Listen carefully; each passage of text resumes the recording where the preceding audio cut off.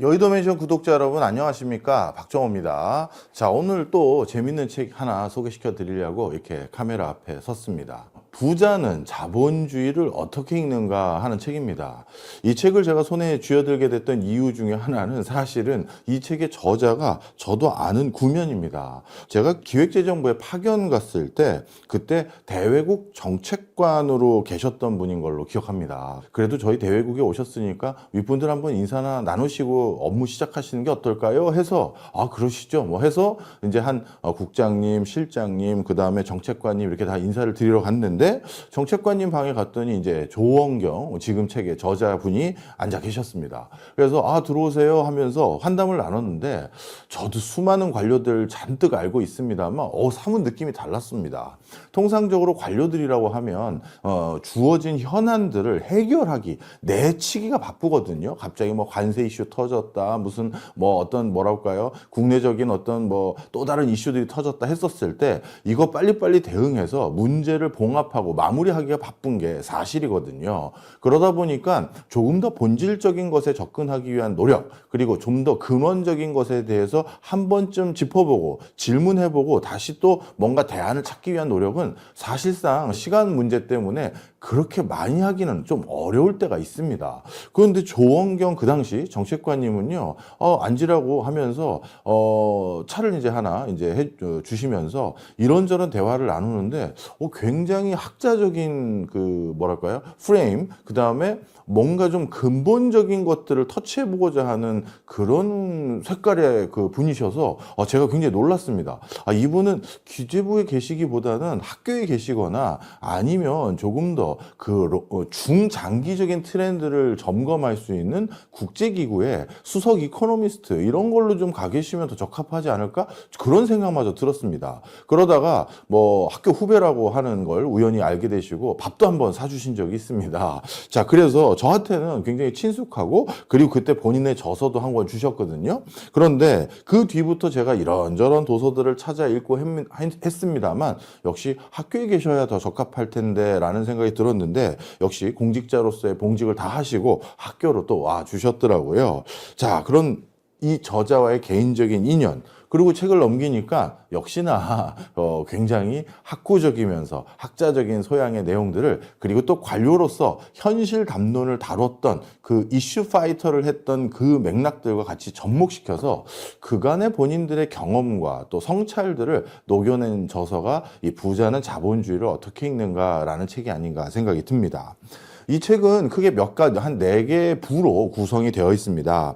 맨 앞부분은요, 어떻게 보면 이 지금 급변하고 있는 경제 현상을 설명하고 또 우리가 해석하는 몇 가지 가장 중요한 원칙들을 짚어주셨습니다.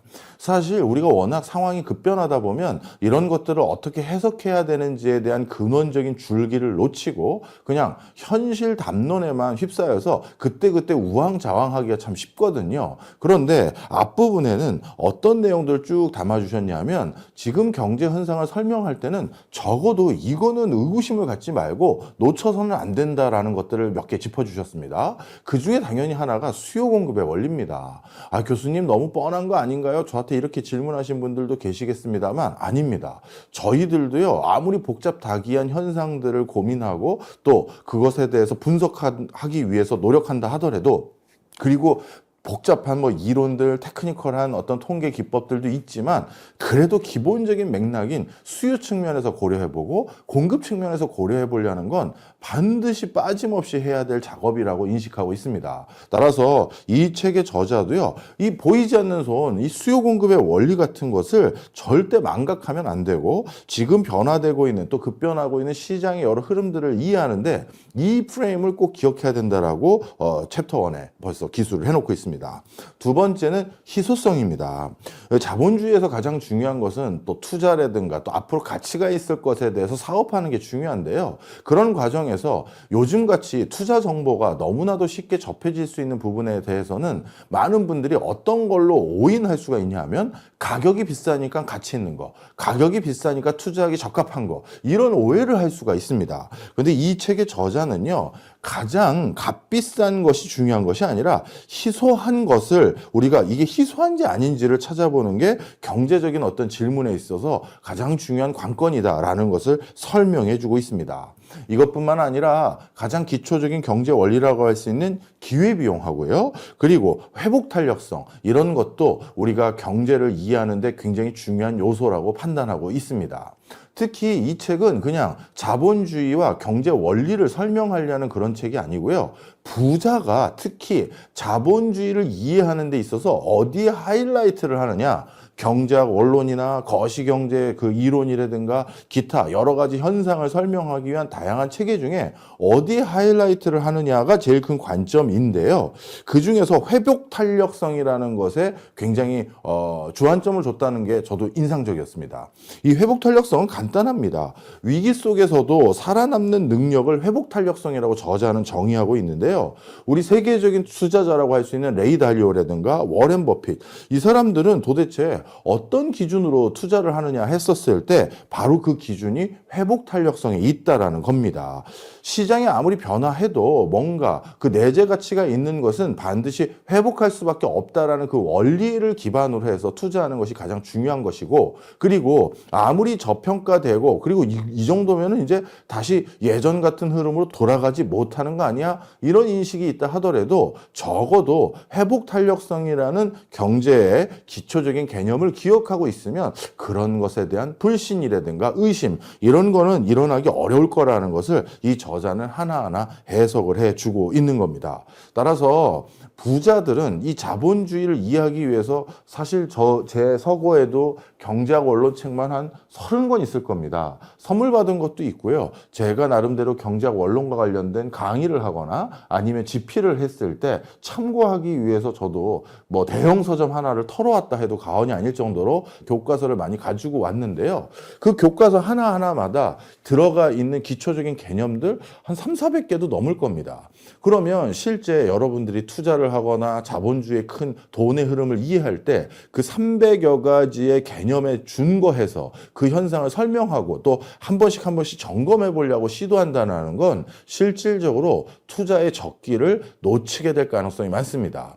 뿐만 아니라 거기에서 투영되어 있는 여러 기초 개념들은 서로 다른 곳을 가리킬 때가 많습니다. 왜냐하면요, 모든 이론에서 다 한 가지로 상향 또는 상승 또는 하락 이렇게만 진단해주는 이론, 그런 상황이라는 건 사실 있을 수가 없습니다. 따라서 너무 많은 예를 들어서 이론들을 기반으로 지금 전개되고 있는 현상을 설명하다 보면 상승과 하락, 서로 다른 거를 가리키는 이런 것들을 전부 다 우리가 다 확인을 해버리면요, 이게 어떻게 되겠어요? 서로가 서로를 상쇄시켜서 아무 변화가 없는, 아니면 큰 흐름이 없을 것 같은 그런 인식을 가지게 만드는, 즉 오해를 만드는 요소로도 작용할 수가 있습니다.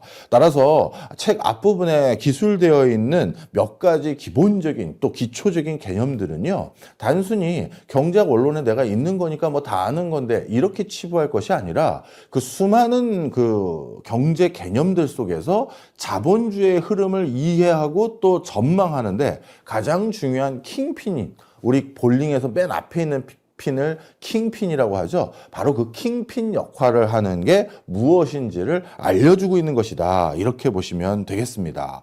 자, 그래서요, 저자는 또 이렇게 얘기합니다. 제가 저자의 개인적인 기질 말씀 한번 드렸잖아요. 물론 짧은 인터뷰와 짧은 어떤 식사만으로 저자의 개인적인 기질을 제가 다 알고 있다, 이렇게 감히 평가할 수는 없습니다만 학문적인 접근을 굉장히 좋아하시는 분이었다, 저는 이렇게 생각을 하고 있었던 저자인데, 그런데 경제학이 단순히 학문이 아니라 자본주의 시대를 살아가는 중요한 무기임을 이 저자가 강조하고 있다는 점에서 방금 말씀드렸던 이 5개의 기초적인 개념들, 이게 바로 요즘 우리 시대의 부자들이 자본주의를 읽는데 가장 중요한 요소로 생각하고 있는 부분이다, 이렇게 이해해 주시면 될 것 같습니다.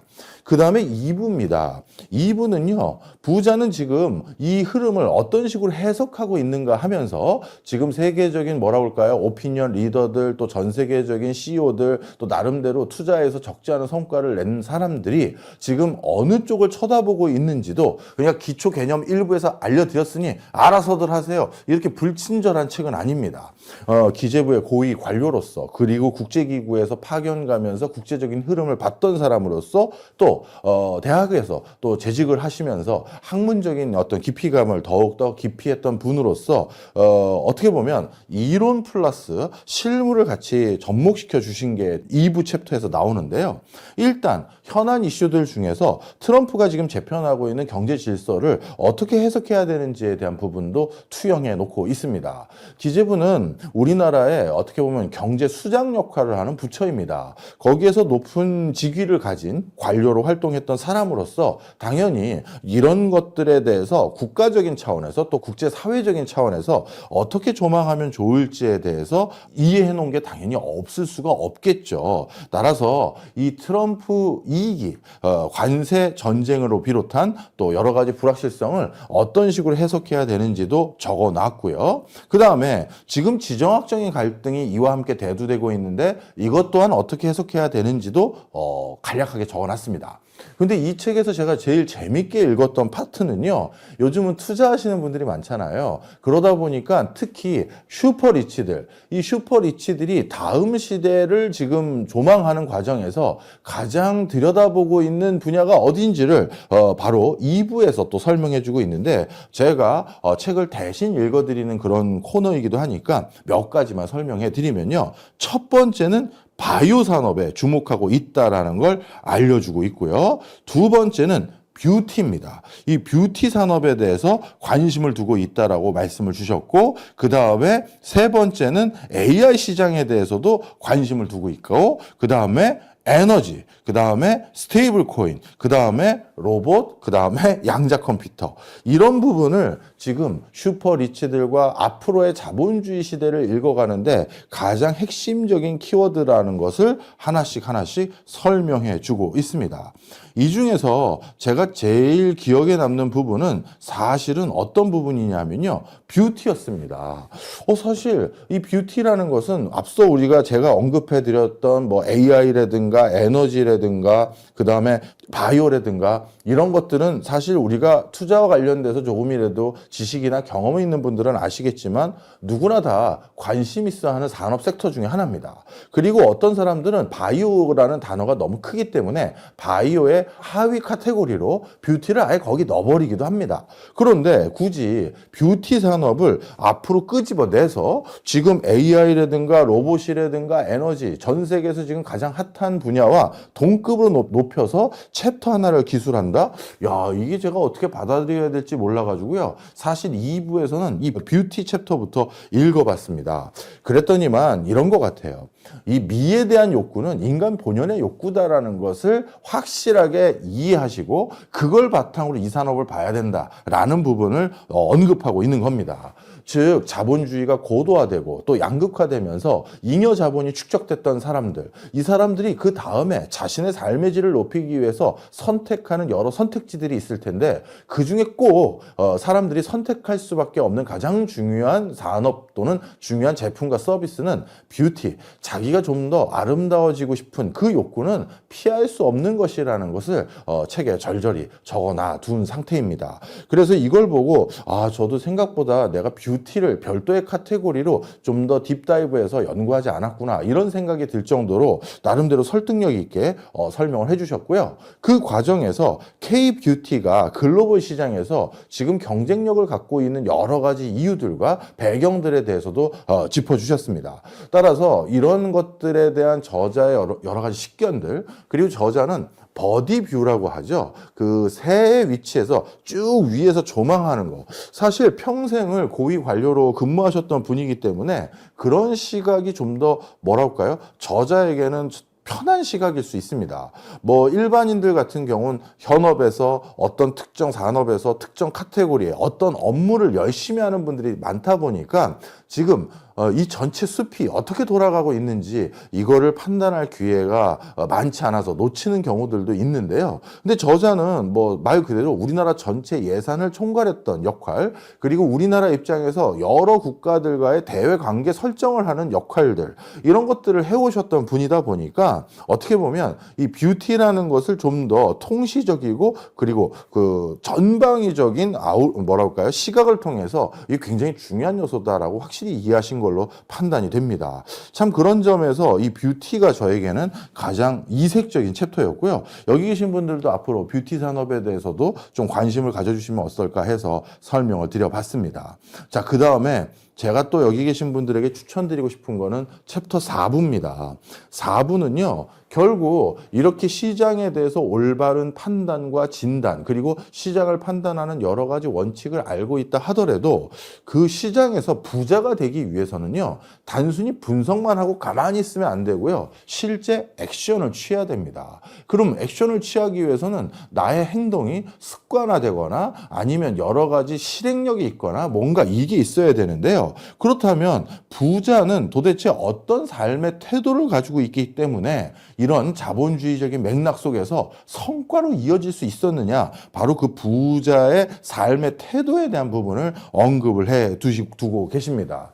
저도 예전에 KDI에 있었을 때는요, 상대적으로 굉장히 부유한 사람들, 기업의 CEO라든가 뭐 회장님들 뭐 이런 분들하고 조우할 기회가 적지 않았습니다. 그리고 한 분야에서 높은 반열에 올라간 사람들도 마주칠 때가 많았습니다. 자, 그런데 참 이게 조금만 잘못 표현하면 꼰대 소리 딱 듣기 좋은 그런 주제이긴 합니다만, 사실 저도 놀라울 정도의 그 사람들 사이에 공통분모가 있다라는 걸 알고 정말 깜짝 놀랄 때도 많이 있었습니다. 물론 개인적인 성정, 성품, 그리고 뭐 여러 가지 성격, 이런 것들은 좀 차이가 있어요. 하지만 세상을 바라보는 프레임, 그리고 나 자신을 진단하는 어떤 태도, 그리고 그것에 대해서 진단이 끝난 뒤에 그걸 바탕으로 내 삶을 임하는 자세들, 이런 것들은 굉장한 공통점이 있었는데, 제가 이 책을 읽기 전에 그 나름대로 뭐랄까요, 한 분야에서 성과를 내신 사람들에 대해서 나는 이런 기질, 공통분모가 있는 것 같아,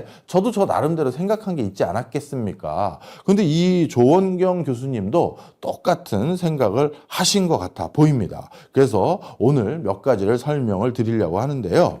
일단 첫 번째, 오늘은 뭐 다른 학문적으로 성취를 했거나 종교적으로 성취를 했거나 도덕적으로 사회에서 존경받는 성취를 한 사람을 말하는 게 아니라, 뒤에 책 제목 보이시잖아요. 부자가 되는 것으로 성취했던 사람들의 여러 공통분모를 언급한다는 점을 꼭 기억해 주십시오. 또 부자만이 유일하게 뭐랄까요, 사회에서 높은 성과, 높은 어떤 가치로 인정받는다, 저도 그걸 별로 동의하지도 않고 그래서도 안 된다고 생각합니다. 하지만 좀 더 경제적으로 윤택해지고 싶은데요 라는 분들은 요 대목들을 정말 잘 읽어주셨으면 좋겠습니다. 저도 책 읽으면서 진짜 무릎을 치면서 맞아, 나도 이 생각했는데 똑같이 보셨네, 조원경 교수님도 이렇게 생각한 적이 있는데요. 일단 첫 번째로 부를 가로막는 마음의 족쇄들이 있습니다. 스스로 부자가 더 될 수 있는데 그 길을 스스로 안 걸어가게 만드는 요소들이 좀 있습니다. 첫 번째는 두려움입니다. 시도를 했어요. 그런데 시도해서 내가 만약에 실패해도 내 신체적으로 내가 무슨 고통을 당하거나 아니면 예를 들어서 실패로 인해서 내가 금전적으로 커다란 대가를 치르지 않는 시도들이라면 그걸 안 할 필요가 없는 거예요. 그런데 그냥 마음속으로 시도했다가 에이, 그게 잘 안 되면 잘 안 돼 봤자 그냥 그게 뭐가 달라지죠? 금전적으로 내가 큰 손실을 보는 것도 아니고 신체적으로 완벽하게 반영구적인 데미지를 입는 것도 아니고 그냥 한 번 실패한 거잖아요. 그러면 그게 경험도 될 수 있는 건데, 실패할까 봐 시도하지 않는 거. 이 시도하지 않으면요, 부자가 될 방법은 없습니다. 바로 두려움에 대해서 얘기하고 계시고요. 그 다음에 안주입니다. 이쯤 되면 나는 부자니까 이런 안주하는 기질들이 있어요. 그런데 제가 저희 여의도 맨션에서도 몇 차례 다른 코너, 다른 주제로 설명드릴 때 이 얘기를 드린 것 같은데요. 우리가 생각하는 정말 높은 수준의 부를 거머쥐었던 사람들은 기본적으로 자신의 성취 목표와 성취의 어떤 수준, 그리고 일에 대한 성취 정도가 상당히 높습니다. 그래서 그것까지를 달성하기 전에는 안주하지 않는 거예요. 그러다 보니까 굉장히 높은 부가가치를 창출하거나 남들에게도 와, 저걸 어떻게 했지? 라는 수준의 인식을 갖게 만드는 그런 요소들이 바로 이 안주하지 않으려는 마음 속에서 저절로 그런 성과가 이어질 수 있었던 겁니다. 그런 것들은 남들이 감탄해하게 만들고 감동스럽게 만드는 요소로 작용해서 결국 그거는 돈을 내면서 그 사람의 결과물을 사서 같이 향유하고 싶게 만드는 것들이잖아요. 바로 그런 것들을 얘기하고 있는 것입니다. 그 다음에 또 한 가지가 대체 불가능한 철학이다. 이것도 중요합니다. 사실 워렌 버핏이라든가 이런 사람들을 언급을 하는데요. 아무리 세상이 변해도 수십 년간 지켜온 원칙, 그리고 그 지켜온 원칙은 말 그대로 세상의 어떤 단순한 트렌드에 따라서 원칙을 바꿔야 될 그런 원칙들이 아니라요. 대체 불가능한 원칙이라는 것은 시장의 변동성에 휩쓸리지 않고 계속해서 어떻게 보면 진짜 원칙, 말 그대로 지키고 준수할 수 있는 것들에 대해서 확실히 가치 판단을 정하고 그걸 지키기 위해서 노력한 사람들이 바로 부자가 됐다라는 걸 설명을 해주고 있습니다. 그 다음에요. 때로는 옳고 그름이 분명하지 않다라는 점을 알고 있다는 겁니다. 이 불확실한 상황에서요. 무조건 뭐는 옳은 일, 무조건 뭐는 그른 일, 저 사람들은 나쁜 사람들, 내 쪽은 좋은 사람들 이렇게만 인식하면 절대 많은 기회를 놓칠 수도 있고 올바른 판단을 못할 수가 있습니다. 사실 세상에 적지 않은 부분들은요. 회색지대에서 결정을 해야 되고 결단을 해야 될 때가 너무나도 많다는 겁니다. 대신 거기에 대해서 책임지는 자세는 필요하다는 걸 저자가 얘기하고 있는데요. 맞습니다. 사실 저도 경제적인 것들에 불과한 것인데 이것을 너무 이념적이거나 정치적으로 판단하는 경우도 있고요. 반대로 이건 정치적인 이슈인데 너무 경제적인 잣대로만 해석해서 정말 정치에서 추구해야 될 본연의 가치를 놓치게 되는 경우도 본 적이 있습니다. 따라서 자기가 오랫동안 종사했던 분야, 자기가 전공했던 분야 이런 것들만 금과 옥조처럼 여길 것이 아니라 정말 때로는 내가 가지고 있는 분야의 어떤 뭐랄까요? 여러 가지 판단 요소들이 잘못된 걸 수도 있고 이 경우에는 저쪽에 맞은 걸 수도 있다라는 이런 옳고 그름이 분명하지 않는 것들에 대해서도 굉장히 중요시 판단을 해야 된다라는 걸 말씀을 해주고 있습니다. 그 다음에 부자가 되기 위해서 또 갖춰야 될 것은 인생의 황금빛 마무리를 설계한다는 겁니다. 저도 사실 제 주변에 한 시대를 풍미했던 분들도 계시고요. 그리고 야, 저 사람 정말 대한민국에서 가장 핫한 사람이 됐구나 라고 생각했던 분들도 계십니다. 그런데 이런 표현이 맞는지 모르겠습니다만 그분들에게는 좀 결례된 표현일 수도 있는데요. 꽃을 너무 일찍 피웠구나 라고 생각되는 분도 계셨습니다.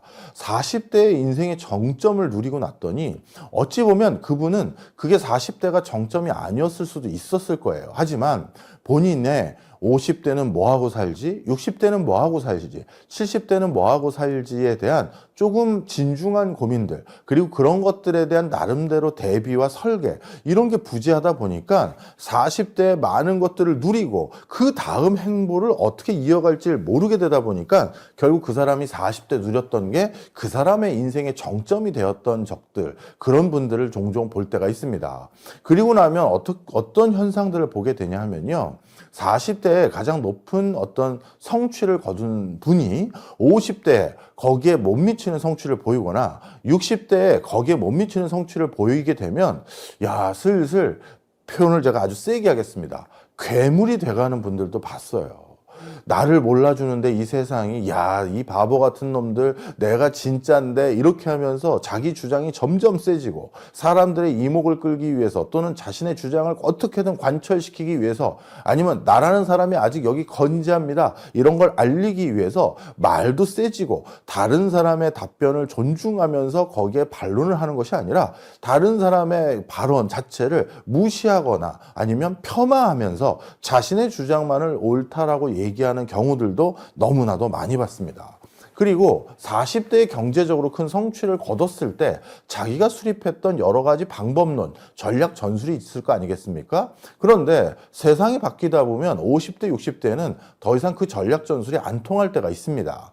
그러면 좀 더 겸손한 자세로 삶을 임하면서 50대, 60대에 맞는 그런 형태로 뭐랄까요? 나의 삶의 전략을 파인 튜닝을 해가는 그런 작업들을 했다면 큰 좌충수를 안 뒀을 텐데 실질적으로 이 40대 했던 그 성취를 그때의 성공 방정식을 계속 고수하다 보니까 50대, 60대에 더 어려워지는 경우도 저는 종종 본 적이 있습니다.